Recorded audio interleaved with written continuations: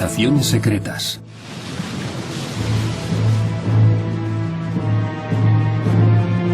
En el siglo XV, los europeos descubrieron América. Lo llamaron el Nuevo Mundo.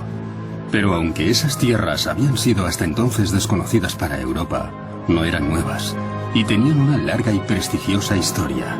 Los pueblos indígenas que habitaban esas tierras no habían tenido contacto con el mundo exterior. Su vida era sedentaria, pero aprendieron a construir y levantaron pueblos y ciudades. Se organizaron en sociedades cada vez más complejas, inventaron formas de gobierno, desarrollaron conceptos sobre el universo y la vida, y crearon religiones. Aunque algunos pueblos apenas han dejado trazas de su existencia, otros han dejado magníficos legados que dan testimonio de la grandeza de esos mundos perdidos. Los mayas, los aztecas y los incas ilustraron la historia de todo un continente.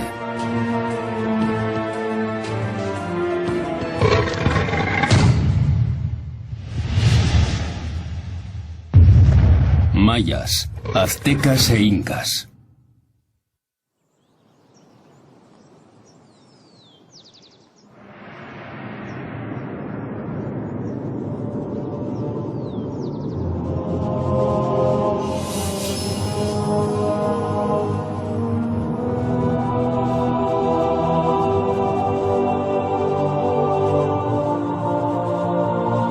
Después del descubrimiento, el siglo XVI vivió el mito de las ciudades doradas, que despertó la codicia de muchos conquistadores españoles que vieron a América como el dorado y la oportunidad de hacer fortuna.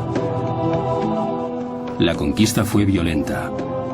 En pocos años cayeron los imperios inca y azteca, y con ellos terminó su mundo. El extraordinario crecimiento de esas civilizaciones fue brutalmente interrumpida.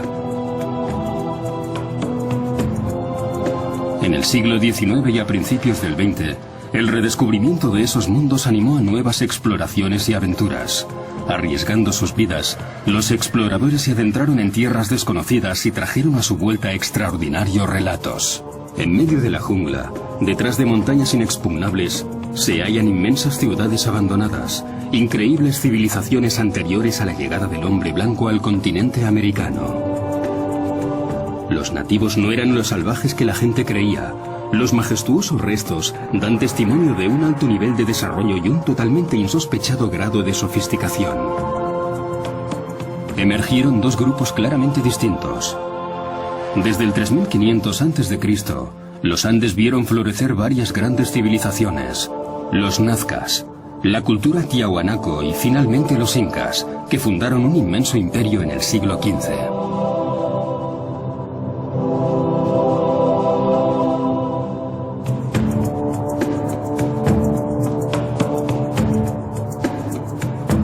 Los mayas y los aztecas pertenecen a las civilizaciones de América Central y compartieron una cultura común alrededor del 2500 a.C.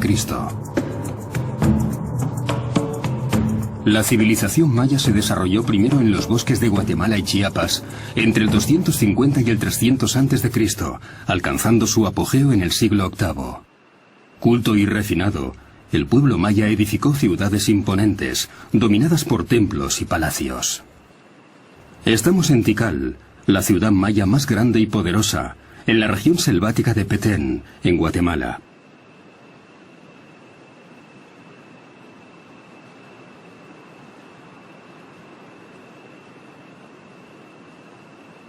Tikal alberga los templos más altos construidos durante la era maya, y el más alto de ellos alcanzaba los 70 metros. Las ruinas que podemos admirar hoy reflejan pobremente todo el esplendor de la antigua ciudad. Una reconstrucción de la Plaza Mayor de Tikal nos permite descubrir una ciudad donde dominaba el color rojo.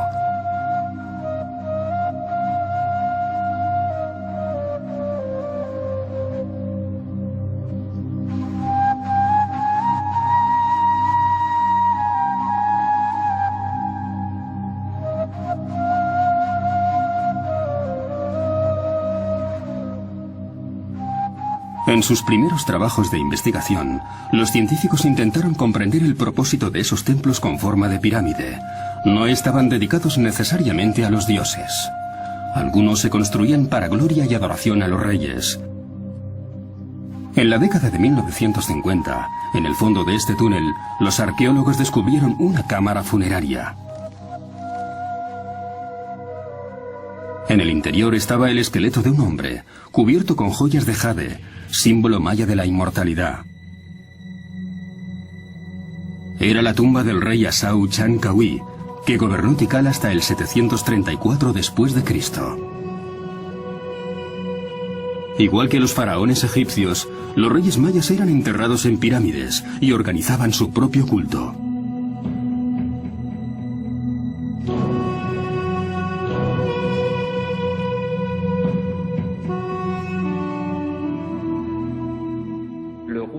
El rey era la figura que gobernaba la ciudad desde que era elegido y actuaba política y militarmente. Pero al mismo tiempo, y durante el período clásico, era todopoderoso, el líder espiritual de la comunidad y su territorio. La vida urbana era considerada un reflejo del mundo cósmico, donde el equilibrio y la armonía estaban garantizados por un rey con el estatus de divinidad. La arquitectura tenía por objetivo impresionar e inspirar miedo. El rey era sagrado, y su historia se inscribía en la mitología. El día de su ascensión al trono era el sol de la mañana, emergiendo de la tierra y elevándose en el aire. A su muerte, se convertía en el sol poniente adoptando la forma de un jaguar, hundiéndose en el interior de la tierra. Esas leyendas están ligadas a los ciclos del tiempo. Los mayas eran grandes observadores del cielo y los movimientos celestiales.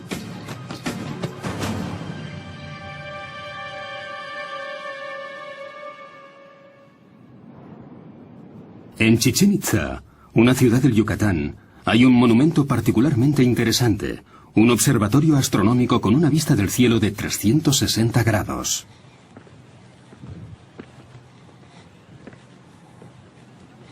El arqueólogo Ed Van Hart de la Universidad de Austin, Texas, especialista en la cultura maya, ha estudiado este notable monumento que revela el extraordinario conocimiento que los sacerdotes mayas tenían de los ciclos de tiempo.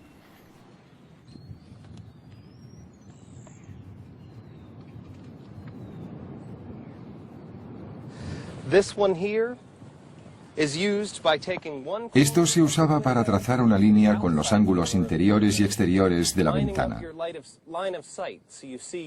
Alineándolos así, el sol entraba de este a oeste en el momento del equinoccio, lo que ocurre exactamente hoy.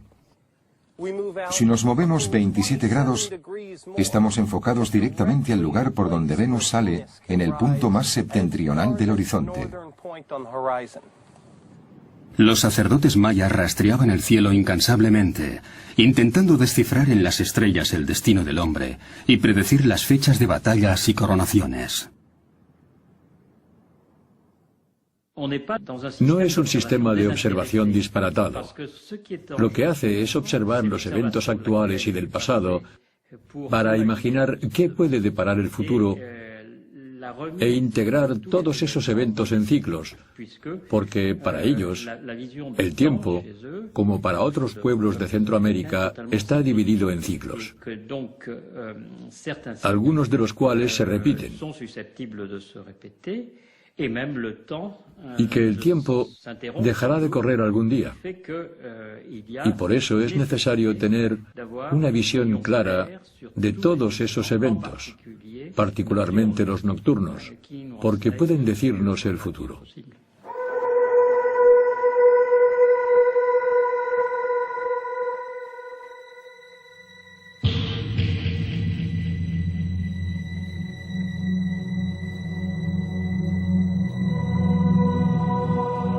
El universo está sujeto a eventos cíclicos, condicionados por fuerzas bondadosas o malvadas, en fechas favorables o desfavorables.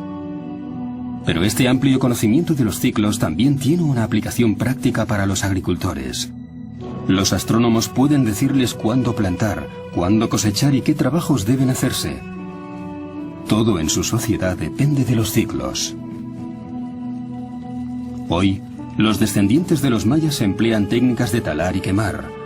Durante la estación seca encienden hogueras y limpian zonas cultivables de la jungla sin ningún tipo de herramientas, y usan las cenizas para fertilizar el suelo.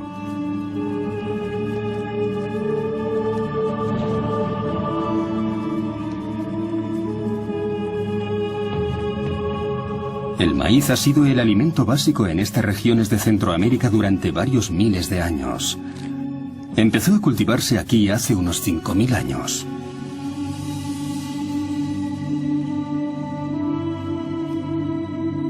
Originalmente, la planta solo producía unas pequeñas panuchas, que daban unos cuantos granos. Seleccionando y cruzando los granos más grandes y mejor formados, los pueblos de la zona consiguieron el maíz que conocemos hoy. El pueblo maya se definía a sí mismo como hijo del maíz. Sus leyendas cuentan que los dioses crearon el primer hombre de pasta de maíz.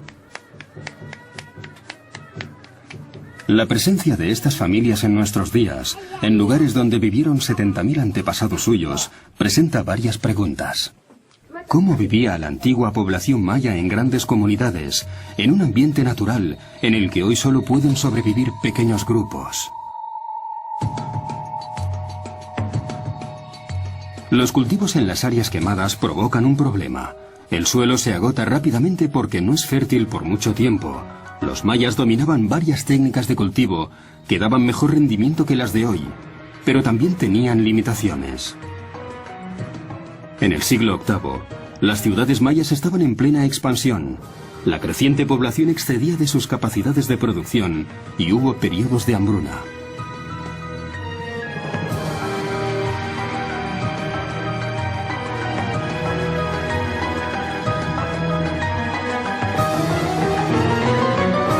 Al mismo tiempo, las ciudades mayas tenían que enfrentarse a otro problema, este ligado a su organización. Su mundo estaba unificado a nivel cultural, pero no político. Unas 70 ciudades, cada una con su propio rey, rivalizaban constantemente. Tikal y Calakmul libraban feroces batallas por la supremacía.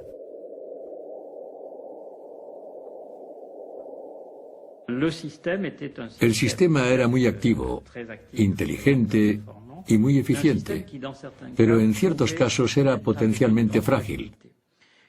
Una fragilidad debida a la inseguridad y a los continuos conflictos. Indudablemente, algunas ciudades desaparecieron porque se mataron unos a otros. Otros lugares fueron invadidos por agresores extranjeros y los habitantes no tuvieron tiempo de escapar o llevarse sus posesiones más valiosas.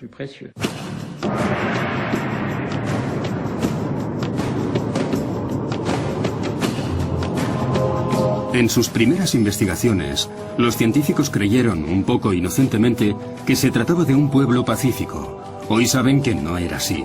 Al contrario, los mayas estaban frecuentemente en guerra. Se descubrió por primera vez en 1946, en el sitio de Bonampak, en el estado de Chiapas, donde aún quedan algunos de los magníficos frescos de los mayas.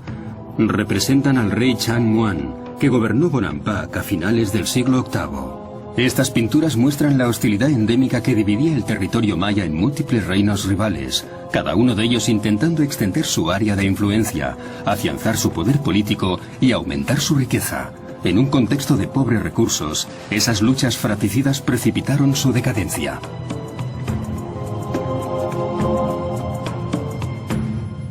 A partir del siglo IX no volvieron a esculpirse nuevas estelas y no se construyeron más monumentos.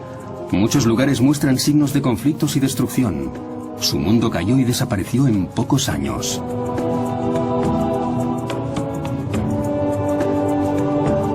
Los aztecas, nómadas del norte, llegaron después y se asentaron en la cuenca de México en el siglo XIII. Impresionados por las monumentales pirámides de Teotihuacán, abandonadas